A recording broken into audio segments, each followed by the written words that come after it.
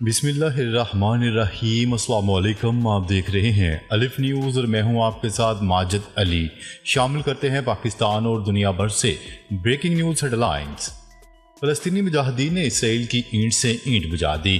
News report کے مطابق الفتح کے فوجی بازو شہدائے الاقصی بریگیڈ کے مجاہدین نے شہر رفح کے السویدیہ علاقے میں صہیونی فوجیوں پر میزائلوں سے حملہ کیا ہے۔ شہدائے الاقصی بریگیڈ کے مجاہدین نے اسی طرح شہر رفح کے مشرق میں واقع غزہ کے بین الاقوامی ہوائی اڈے کے علاقے میں بھی صہیونی فوجیوں پر مارٹر سے حملہ کیا ہے۔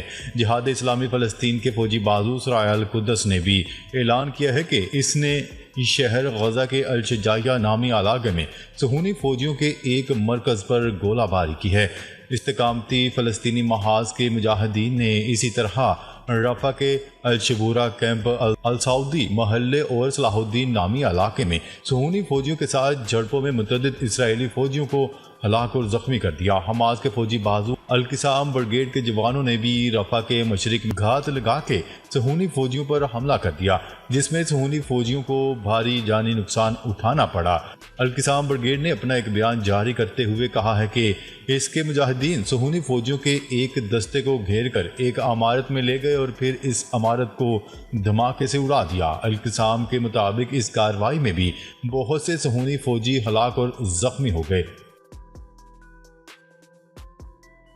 خبر کے اگلے حصے میں بات کرتے ہیں۔ نیو یارک ٹائم نے دعویٰ کیا ہے کہ اسرائیلی فوج کی قیادت غزہ میں جنگ بندی چاہتی ہے۔ اسرائیلی فوج نے ایکس پر اپنے ایک بیان میں کہا ہے کہ وہ غزہ کی پٹی میں ہر جگہ حماس کے خلاف لڑتے رہیں گے اور شمال میں لبنان کے مسلح گروپ حزب اللہ کے ساتھ جنگ کی تیاری کریں گے۔ فوج نے کہا ہے کہ غزہ کی جنگ اس وقت تک جاری رہے گی جب تک تمام اسرائیلی اسیران آزاد نہیں ہو جاتے اور شمالی اور جنوبی اسرائیل کے باشندے بحفاظت اپنے گھروں کو لوٹ جائیں۔ یہ اعلان نیو یارک ٹائم کی ایک رپورٹ کے چند گھنٹے بعد سامنے آیا، جس میں سیکیورٹی ذرائع کے حوالے سے دعویٰ کیا گیا تھا کہ فوج کی قیادت غزہ میں جنگ بندی چاہتی ہے، چاہے وہ فلسطینی گروپ کو وقتی طور پر اقتدار میں رکھے۔ رپورٹ میں یہ بھی کہا گیا ہے کہ سینئر فوجی افسران کا خیال ہے کہ غزہ میں بقیہ اسرائیلی قیدیوں کو رہا کروانے کے لیے جنگ بندی تیز ترین طریقہ ہے۔ رپورٹ میں کہا گیا ہے کہ غزہ میں کم از کم کچھ ٹینک لوگوں کی پوری صلاحیت سے بھرے ہوئے نہیں ہے جو وہ عام طور پر لے جاتے ہیں، کیونکہ حزب اللہ کے ساتھ بڑی جنگ چھڑنے کی صورت میں فوج اپنے ذخیرے کو محفوظ رکھنے کی کوشش کرتی ہے۔ ذرائع نے مزید کہا ہے کہ لبنان میں حزب اللہ کے ساتھ ممکنہ جنگ سے قبل فوج کو دوبارہ کام کرنے کی ضرورت ہے۔ خبر کے اگلے حصے میں بات کرتے ہیں۔ لبنانی حزب اللہ گروپ کے نائب رہنما نے کہا ہے کہ لبنان اسرائیلی سرحد پر جنگ بندی کا واحد یقینی راستہ غزہ میں مکمل جنگ بندی ہے۔ حزب اللہ کے نائب رہنما شیخ نعیم قاسم نے بیروت کے جنوبی مضافات میں گروپ کے سیاسی دفتر میں خبرسا ایجنسی ایسوسی ایٹڈ پریس کو انٹرویو دیتے ہوئے کہا ہے کہ اگر غزہ میں جنگ بندی ہوتی ہے تو ہم بغیر کسی بات چیت کے رک جائیں گے۔ قاسم نے کہا کہ اسرائیل حماس جنگ میں حزب اللہ کی شرکت اس کے اتحادی حماس کے لیے ایکسپورٹ فرنٹ کے طور پر رہی ہے اور اگر جنگ رک جاتی ہے تو یہ فوجی حمایت باقی نہیں رہے گی۔ تاہم ان کا کہنا تھا کہ اگر اسرائیل جنگ بندی کے باقاعدہ معاہدے اور غزہ سے مکمل انخلا کے بغیر اپنی فوجی کارروائیوں کو کم کرتا ہے تو لبنان اسرائیلی سرحدی تنازع کے مضمرات کم واضح ہوں گے۔ خبر کے اگلے حصے میں بات کرتے ہیں۔ نیدرلینڈ کی وزیر دفاع کا کہنا ہے کہ جلد ہی یوکرین کو معاہدے کے تحت 24 F-16 لڑاکا طیارے دینا شروع کر دیں گے۔ غیر ملکی خبرسا ادارے کی رپورٹ کے مطابق نیدرلینڈ کی وزیر دفاع نے کہا کہ طیاروں کی یوکرین کو فراہمی کی اجازت دے دی گئی ہے۔ وزیر دفاع کا کہنا تھا کہ سیکیورٹی وجوہات کے سبب پہلی کھیپ میں طیاروں کی تعداد پوشیدہ رکھی ہے۔ F-16 لڑاکا طیاروں کی ممکنہ فراہمی کے باعث یوکرین ایئر بیس مسلسل بمباری کی زد میں ہے۔ مزید رپورٹ کے مطابق امکان ہے کہ F-16 لڑاکا طیارے اسی مہینے یوکرین کو دیے جائیں گے۔ یہ واضح نہیں ہے کہ طیارے کہاں رکھے جائیں گے۔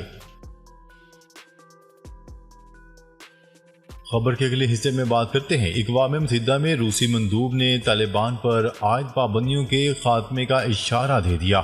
اقوام متحدہ میں روسی مندوب کا کہنا تھا کہ دنیا پسند کرے یا نہ کرے، طالبان اب افغانستان کو چلا رہے ہیں، انہیں نظر انداز نہیں کیا جا سکتا۔ روسی مندوب کا کہنا تھا کہ طالبان در حقیقت افغانستان کے حکمران ہیں، وہ رکنے والے نہیں ہیں۔ ایک سوال پر ان کا کہنا تھا کہ وہ واضح نہیں بتا سکتے کہ طالبان سے پابندیاں ہٹانے میں کتنا وقت لگے گا۔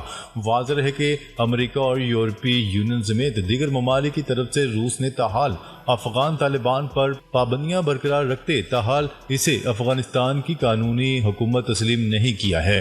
تاہم افغانستان میں طالبان کے کنٹرول سنبھالنے سے اب تک روس نے کابل میں اپنا سفارت خانہ کھولا ہوا ہے۔ خبر کے اگلے حصے میں بات کرتے ہیں غزہ کے مختلف علاقوں میں گزشتہ 24 گھنٹوں کے دوران اسرائیلی بمباری سے ایک بے گھر فلسطینی خاندان کے 9 افراد سمیت مزید 30 سے زائد فلسطینی شہید ہو گئے۔ عرب میڈیا کی رپورٹ کے مطابق اسرائیلی فوج کی جانب سے مشرقی غزہ کے علاقے منصورہ پر ڈرون حملہ کیا گیا، جبکہ شجاعیہ کے نزدیک ایک رہائشی بلاک کو بھی مکمل طور پر تباہ کر دیا گیا۔ عرب میڈیا کی رپورٹ کے مطابق اسرائیلی فوج کی جانب سے ہزاروں بے گھر فلسطینیوں کو یورپی ہسپتال اور خیمہ بستیاں خالی کرنے کی دھمکی کے بعد خان یونس سے ہزاروں بے گھر فلسطینیوں کی جبری بے دخلی کا آغاز ہو گیا۔ اقوام متحدہ کے مطابق غزہ میں اب تک بے گھر ہونے والے فلسطینیوں کی تعداد 19 لاکھ تک پہنچ چکی ہے۔ دوسری جانب شمالی غزہ پر اسرائیلی حملوں کے رد عمل میں فلسطینی مزاحمت کاروں کے اسرائیلی فوجیوں پر جوابی وار جاری ہیں۔ مزاحمت کاروں کے حملوں میں کئی اسرائیلی فوجی ہلاک اور ٹینک تباہ کر دیے گئے۔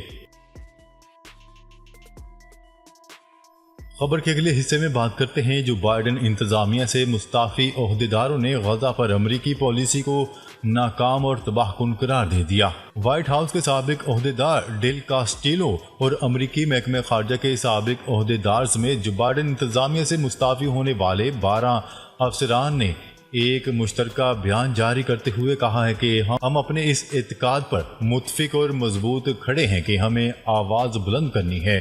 اپنے مشترکہ بیان میں سابق امریکی عہدیدار کا کہنا تھا کہ ہماری قوم اپنا یوم آزادی منا رہی ہے اور ہم میں سے ہر ایک یاد دہانی کرواتا ہے کہ ہم نے اپنے عہدوں سے استعفیٰ اس لیے نہیں دیا کہ ہم اپنے عہدے سے پھر گئے تھے یا خدمت کا عزم ختم ہو گیا تھا، بلکہ ہم نے اپنے عہدے کی پاسداری اور خدمت کے عزم کی مزید توسیع کے لیے استعفے دیے تھے۔ مشترکہ بیان میں ان کا کہنا تھا کہ غزہ سے متعلق امریکی پالیسی ایک ناکامی اور امریکی نیشنل سیکیورٹی کے لیے ایک خطرہ ہے۔ خبر کے اگلے حصے میں بات کرتے ہیں فرانس میں انتہائی دائیں بازو کی جماعت نیشنل ریلی کو اقتدار میں آنے سے روکنے کے لیے مختلف جماعتیں آپس میں مل گئیں۔ دائیں بازو مخالف ووٹوں کی تقسیم روکنے کے لیے 200 سے زائد امیدوار انتخابات کے دوسرے مرحلے سے دستبردار ہو گئے۔ مزید امیدواروں کا دستبرداری پر غور جاری ہے۔ واضح رہے کہ فرانس میں قبل از وقت پارلیمانی انتخابات کا دوسرا مرحلہ 7 جولائی کو ہوگا۔ اتوار کو ہونے والے پہلے مرحلے میں انتہائی دائیں بازو کی جماعت پہلی بار پارلیمان میں اکثریت حاصل کرنے میں کامیاب ہوئی، جبکہ بائیں بازو کے اتحاد دوسرے اور صدر میکرون کا معتدل جماعتوں کا اتحاد تیسرے نمبر پر رہا۔ خبر کے اگلے حصے میں بات کرتے ہیں سعودی وزیر دفاع شہزادہ خالد بن سلمان نے منگل کو انقرہ میں ترکیہ کے صدر رجب طیب ایردوان سے ملاقات کی ہے۔ سرکاری خبرساں ایجنسی SPA کے مطابق سعودی ولی عہد نے ترکیہ کے صدر کو سعودی قیادت کا تہنیتی پیغام پہنچایا، ترک حکومت اور عوام کے لیے ترقی اور خوشحالی کی خواہش کا اظہار کیا۔ ملاقات کے دوران دونوں برادر ملکوں کے درمیان دو طرفہ تعلقات انہیں بڑھانے کے طریقوں کا جائزہ لیا گیا۔ علاقائی اور بین الاقوامی صورتحال میں ہونے والی پیش رفت اور اس حوالے سے کی جانے والی کوششوں پر بھی تبادلہ خیال کیا۔ اس موقع پر وزیر دفاع کے دفتر کے ڈائریکٹر جنرل نے ترکیہ کے وزیر دفاع، chairman of defence industrial authority اور دیگر حکام نے بھی شرکت کی۔ سعودی وزیر دفاع نے آفیشیل ایکس اکاؤنٹ پر لکھا قیادت کی ہدایت میں نے ترکیہ کے صدر رجب طیب اردوان سے ملاقات کی اور ان کا تہنیتی پیغام پہنچا کر خوشی ہوئی۔ ہم نے دو طرفہ تعلقات کا جائزہ لیا اور انہیں مضبوط کرنے کے طریقے تلاش کیے۔ حالیہ علاقائی اور بین الاقوامی صورتحال پر بھی بات چیت کی گئی۔ ناظرین، اب تک کے لیے اتنا ہی۔ مزید خبریں لے کر بہت جلد آپ کی خدمت میں حاضر ہوں گے۔ تب تک کے لیے اپنا خیال رکھیے گا۔ اللہ نگہبان۔